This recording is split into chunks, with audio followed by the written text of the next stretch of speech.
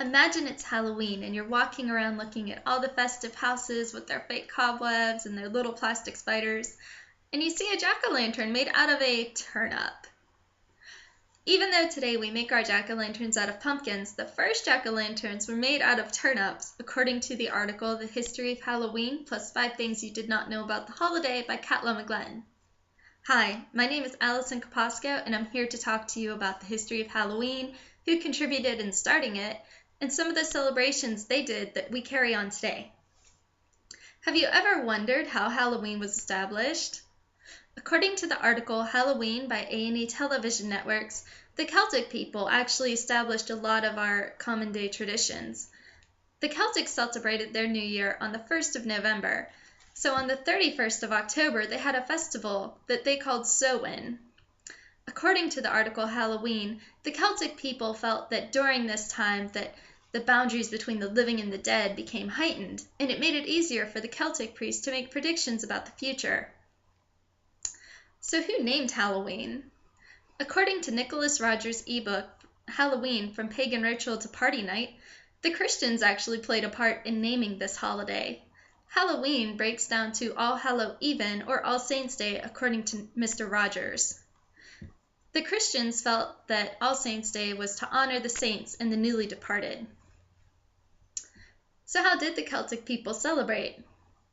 According to the article Halloween by A&E Television Networks, the Celtic people would build big sacred bonfires, and they would sacrifice animals and crops in these fires to their Celtic gods and goddesses.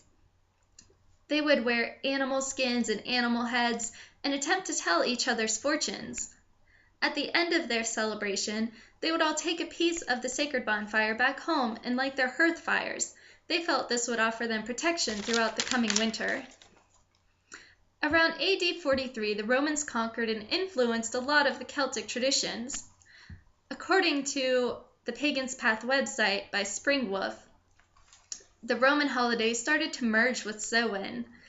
One of the most popular is the Roman holiday of Feralia, which is the passing of the dead, as well as their goddess of fruit and trees, most symbolized by apples, named Pomona. So why do we celebrate things such as trick-or-treat and dress up in masks and capes? Well, according to Springwolf on the Pagan's Path website, back in England during the All Souls' Day parade, poor citizens would go and beg for food. They wouldn't get food, but they would get a pastry called a soul cake. Now, by receiving this soul cake, they were obliged, to pray for that family's dead relatives and spirits. The Christian Church encouraged the giving of soul cakes because it replaced the ancient tradition of leaving food and wine outside your door for roaming spirits. People would do this in hopes that the spirits would not enter or harm their homes, according to the Pagan's Path website. So as far as costumes go, also according to Springwolf's The Pagan's Path website, a lot of costumes were made out of capes and masks in hopes that when people would walk outside, that the roaming spirits wouldn't recognize them or mistake them for fellow spirits. This again was to offer protection from entering their homes. So to conclude, we went over some of Halloween's histories, their origins, and some of their common traditions. I hope this has been informative and you can appreciate this holiday.